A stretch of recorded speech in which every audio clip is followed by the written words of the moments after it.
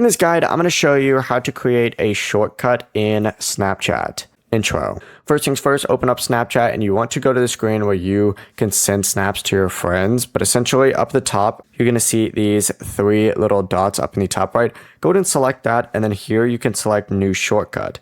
It's going to pop up with a page that looks like this. Go ahead and choose whoever it is that you want to send a snap to. Like for example, let's say my best friends list, right? You can go ahead and just name the shortcut best friends list or BFFs is what I'm just going to name it for now, right? Because it's easier. But yeah, you just have to hit create shortcut. Then whenever you go ahead and, take a picture for a snap and hit send to, you can select that shortcut up at the very top and then select everyone on that shortcut and you're good to go. I think this is my old streak one.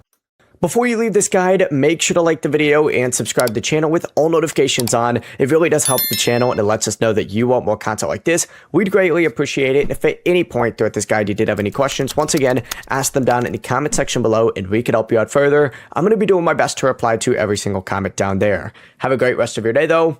Peace.